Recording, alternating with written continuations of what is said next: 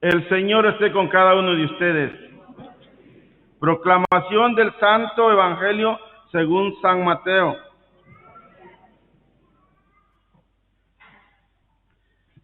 En aquel tiempo, al ver Jesús a la multitud, se compadecía de ellas, porque estaban extenuadas y desamparadas, como ovejas sin pastor. Entonces dijo a sus discípulos: la cosecha es mucha y los trabajadores pocos. Rueguen, por lo tanto, al dueño de la mies que envíe trabajadores a sus campos. Después llamó a sus 12 discípulos, les dio poder para expulsar a los espíritus impuros y curar toda clase de enfermedades y dolencias. Entonces, estos son los nombres de los 12 apóstoles. El primero de todos, Simón, Pedro y sus hermanos Andrés y Santiago y su hermano Juan, sus hijos de Zebedeo, Felipe y Bartolomé, Tomás y Mateo, el publicano, Santiago el hijo de Alfeo y Tadeo, Simón el cananeo y Judas Iscariote, que fue el traidor. A estos 12 los envió Jesús con estas instrucciones: no vayan a tierra de paganos, ni entren en ciudades de samaritanos. Vayan más bien en busca de las ovejas perdidas de la casa de Israel. Vayan y proclamen por el camino que ya se acerca el reino de los cielos. Curen a los leprosos y demás enfermos. Resuciten a los muertos y echen fuera a los demonios. Gratuitamente han recibido este poder. Ejérzanlo pues gratuitamente. Palabra del Señor. Gloria a ti, Señor Jesús. Nos sentamos un momentito, mis queridos hermanos.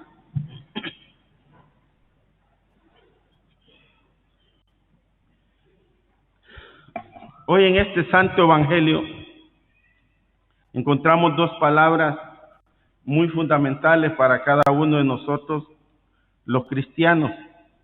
Y estas dos palabras muy fundamentales que en este Santo Evangelio las podemos descubrir es el llamado y el envío. Dos palabras muy fundamentales en este Santo Evangelio. Y en este Santo Evangelio, este Evangelio de San Mateo está dividido en 4 etapas. Hoy empieza esta segunda etapa el Señor con estas enseñanzas. Y en estas dos palabras fundamentales, como para poderlos entender, dice así: Jesús recorría todas las ciudades y pueblos, enseñaba en sus sinagogas, proclamaba la buena nueva del reino de Dios y curaba todas las dolencias y enfermedades. Aquí empieza el Señor esta segunda etapa. Dice que Él recorría todas las ciudades y pueblos. ¿Por qué le menciono esto? Porque este es un versículo antes de este Santo Evangelio que acabamos de proclamar, para poderlo entender, porque aquí donde Él empieza, donde está empezando este Santo Evangelio, nos dice: en aquel tiempo, al ver Jesús la multitud. ¿Cómo vio Jesús esta multitud? Ponemos este primer versículo, que Él corría. Él recorría y vio todo lo que sucedía. Pero Él llegaba, dice, y enseñaba en la sinagoga. Y al llegar a ese lugar, el Señor se daba cuenta toda la necesidad que había. Y entonces dice Él, empezando el Evangelio, al ver esa multitud, se compadecía. No dice lástima. Lástima es una y compadecerse es otra. Se compadecía, dice, porque sentía aquel dolor por lo que sucedía, por lo que estaba viendo cada vez que Él llegaba a estos lugares, las sinagogas, lugares de oración. Cuando Él llegaba, se daba cuenta. Por eso nos dice más adelante el Evangelio, que necesitaba de más obreros, necesitaba de más gente. Entonces, el Señor, al ver todo esto, Él empieza a hacer el llamado. ¿Se dan cuenta? Dice, y empezó a llamar. ¿A cuántos de nosotros no los habrá hecho el llamado el Señor? A ser apóstoles, a ser sus discípulos. Así como al Padre lo llamó el Señor a ser, cuando lo llamó le dijo, Jorge Mejía, ven. Tal vez el Padre puede haber dicho en un momento, como decir yo para qué, o decir no a ese llamado. Pero lo llamó y dice aquí que cuando Él llama a los 12, ¿qué dice? Nos da instrucciones, los prepara. Al Padre, cuando recibió su llamado, el Señor lo preparó. Por 10 o 12 años, no sé cuánto, lo preparó. Para después enviarlo. No que solo es el llamado que lo llamaron, entonces no era padre. Le dicen, Jorge Mejía, ven, y aquí tienes tu alba, tu estole, tu casulla, y ven, anda a la parroquia Todos los Santos a predicar. No fue así. Es una preparación por 10 o 12 años que Él tuvo. A estos discípulos o los apóstoles que andaban con el Señor, ¿cuánto tiempo los preparó? 3 años. A mí, cuando el Señor me hizo el llamado, también me llamó el Señor y me dijo, Salvador, ven. Y cuando a mí me hace el llamado, yo digo, no. Yo me opuse al ministerio del diaconado y dije, no. Pero vean, el Señor a uno lo prepara. Para yo estar parado ahorita aquí, el Señor me preparó por 6 años. 1 de discernimiento y 5 de estudio. Primero nos prepara, después nos envía, no porque me hicieron el llamado y hoy párate aquí y vas a leer el Evangelio. Primero nos prepara, dice, nos da instrucciones. Y qué bello, mis queridos hermanos, que a cada uno de nosotros el Señor nos dé instrucciones en nuestra vida. ¿Cuáles son las instrucciones que tenemos que seguir? Las enseñanzas que tiene nuestra Madre Iglesia como cristianos. Pero se dan cuenta que a veces tendemos a desviarnos. No seguimos las instrucciones. Si no, vean el ejemplo de un GPS.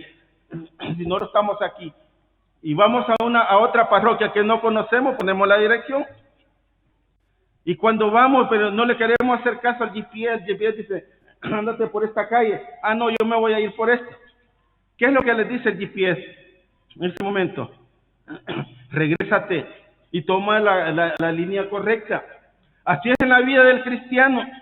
Cuando nosotros nos separamos del camino, las instrucciones que Dios nos da, nos llama, nos corrige para encaminarlo en ese camino.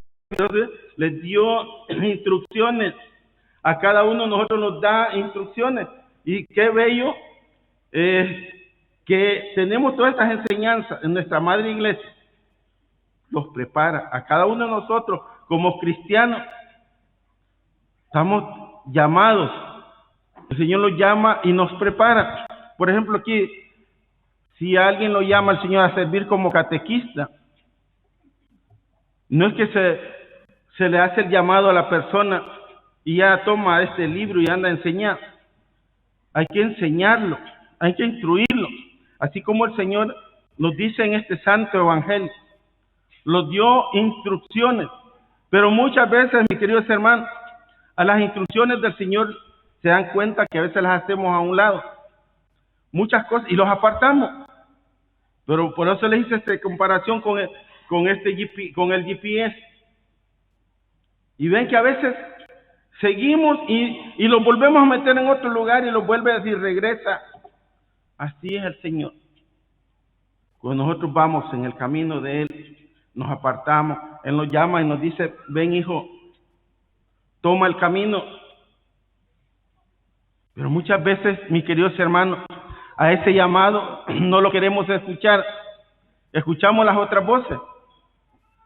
Y qué bello que hoy el Señor por eso los pone en este santo evangelio, poder nosotros encaminarlo, buscar este camino del Señor y llamándolos, es lo tan hermoso, y nos llama por nuestro propio nombre. Aquí en este santo evangelio, mis queridos hermanos, qué bello poner el nombre de cada quien de nosotros. Y pone, porque llamó a los 12. Y en el evangelio de San Marcos nos dice, y él llamó los que él quiso. Qué hermoso, porque cuando son estos llamados del Señor pueden decir, pero ¿por qué no me llamó a mí? No se han dado cuenta que por qué llaman a Julano, hace un ejemplo, este es un ejemplo, a servir de ministro, y ¿por qué no me llaman a mí? Dice, Dios escoge las personas que Él quiere, las que Él quiere. Pero a veces estamos y decimos, ¿por qué no a mí? A veces no escuchamos y a veces la voz de Dios es el llamado, cuando Dios nos llama y nos llama por nuestro propio nombre. Y al darnos esas instrucciones, ¿por qué? Dice,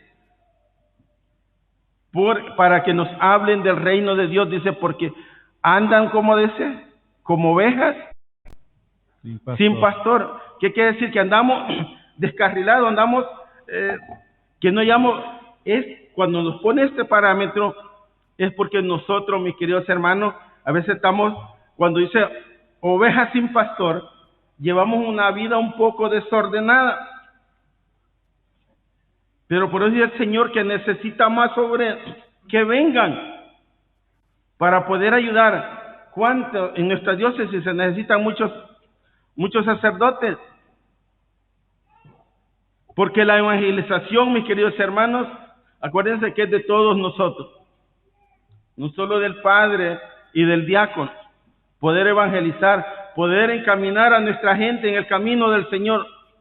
Ese llamado para todos nosotros. No solo para los consagrados, también los laicos pueden entregar su vida, ayudar a ser apóstoles, a ser discípulos del Señor. ¿Cuántas necesidades hay en nuestras parroquias? Sí, hay muchas necesidades, pero nosotros ese llamado a veces no lo escuchamos porque no queremos tal vez no servir, sino que comprometerlos al llamado. Porque a veces lo que yo sé que a veces nos cuesta, porque dicen el compromiso. Porque así como a mí el Señor me hizo el llamado, es un compromiso. Pero a esa voz es la que dice, no, si fuera más suave, pues sí. Pero el esfuerzo.